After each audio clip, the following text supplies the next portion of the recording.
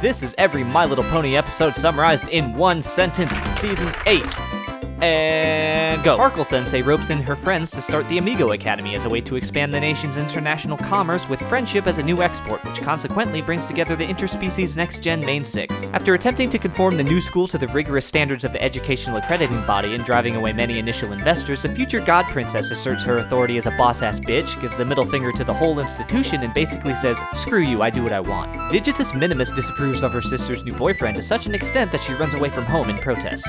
Interim store manager develops multiple personality disorder to deal with all the Karens that make customer service a living hell, but takes it too far when she drives the business into the ground. Daredevil Dash chaperones 4 septuagenarians in Las Vegas to make sure they don't keel over from a heart attack, but the group says nuts to that and YOLOs the hell out of their holiday instead. The Cutie Mark psychiatrists help a child of divorced parents decide who he should live with, then he decides he'll just do both. Princess Selly has always wanted to star in a play, despite the fact that she can't act for shit, so TriStar has to overcome her sycophantic tendencies in order to ensure the monarchy doesn't make a fool of themselves in front of the entire populace. The odd couple are sent back to their hometown to work out their unresolved issues with their respective overly attached parents. The PE teacher and the ag teacher get way too into it about winning Teacher of the Month, and their embarrassing immaturity almost ends up getting them killed. Nearly every sitcom trope is depicted here, including a misdelivered parcel, an out-of-context conversation, relationship advice from the worst possible source, and horrendous communication skills. Spicicle the dragon finally goes through puberty.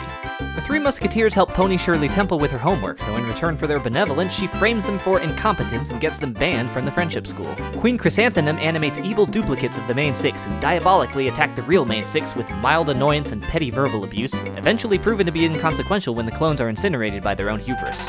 Searchlight is left in charge of the school and has to keep dealing with this dickweed who doubts her every step of the way and thinks child endangerment, deception, manipulation, and criminal negligence are somehow permissible, so she blows his head off in front of the whole student body. One of the next-gen main six sabotages this year's Christmas decorations, and the headmaster plays whodunit until Ballast admits he did it because he doesn't want to go home for the holidays. 2 sleazy salesmen plagiarize the concept of institutionalized social skill studies until Raritois exposes their illegal embezzlement and shuts down their operation. Bougie Horse and Sports Pone have to be reminded that you don't have to be exactly the same as someone to be friends with them. An amateur instrumentalist agitates the community with her raucous racket, and all of her friends begrudgingly have to endure it or risk sending her into a major depressive episode. Twix takes her magic show on the road and brings along Glimley, who drives them into bankruptcy and pawns off the only material possession the vainglorious vagabond has to her name, forcing them to publicly humiliate themselves before a Middle Eastern aristocrat in order to get it back.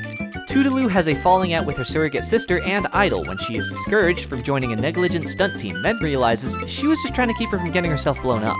Rocky has no place in this modern world, so he resigns himself to commit assisted suicide, that is until one of the students convinces him to become a historian instead. The next-gen main six, Phallus, Gold Creek, Shoulder, Yoga, Ocellular, and Sandbag have their camaraderie tested by a tree.